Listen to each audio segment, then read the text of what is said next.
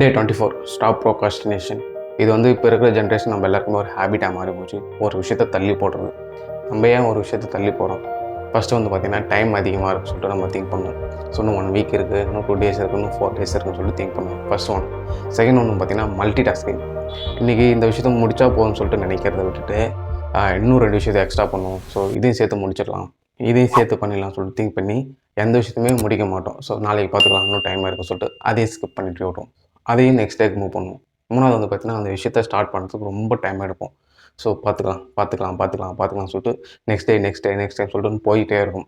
So அந்த விஷயத்த start பண்ண தான் கொஞ்சம் டைம் எடுக்கும். பட் நீங்கள் ஸ்டார்ட் பண்ணிட்டீங்கன்னா, ஸோ இன்னும் 2 டேஸ் இருக்குன்னா, இன்றைக்கி ஸ்டார்ட் பண்ணால் கூட நாளைக்கு முடிச்சிடலாம். பட் நம்ம நாளைக்கு பார்த்துக்கலாம், ஒரு 2 ஹவர் முடிச்சிடலாம், 3 ஹவரில் முடிச்சிடலாம்னு சொல்லிட்டு திங்க் பண்ணி அது ஒழுங்காகவும் முடிக்க மாட்டோம். அந்த ஒர்க்கை அரைகுறையாக முடிச்சுட்டு நம்மளுக்கும் சாட்டிஸ்ஃபேக்ஷன் இருக்காது. கொடுக்க சொல்லியும் ஒரு ஒர்க்கை முடிச்சுன்னு சொல்லிட்டு அடுத்தவங்ககிட்ட சொல்லியும் ஒரு சாட்டிஸ்ஃபேக்ஷன் இருக்காது. ஸோ அதனால் ஒரு விஷயம் பண்ண போகிறீங்கன்னா அட்லீஸ்ட் இன்றைக்கே ஸ்டார்ட் பண்ணி விட்டுருங்க. ஏன்னா நம்ம இன்றைக்கி அதை தொட்டுட்டாலே அது ஆட்டோமேட்டிக்காக நம்ம மைண்டு அதுக்குள்ளே போயிடும். அட்லீஸ்ட் பிளானாச்சும் பண்ணுங்கள். அந்த ஒர்க் எப்படி பண்ணலாம், எவ்வளோ டேஸில் முடிக்கலாம், எவ்வளோ டேஸில் நம்ம முடிக்க முடியும் சொல்லிட்டு ஃபஸ்ட்டு பிளான் பண்ணுங்கள். ஆட்டோமேட்டிக்காக அந்த விஷயம் நடக்கும். ஸோ நம்ம அந்த பிளான் இல்லாமல் ஸ்டார்ட் பண்ணாமலே இருந்தால் அது பெருசாக போகும். ஓகே, அவ்வளோதான். நெக்ஸ்ட் வீடியோவில் பார்க்கலாம். உங்களில் ஒருவன் உங்கள் நண்பன். பாய்.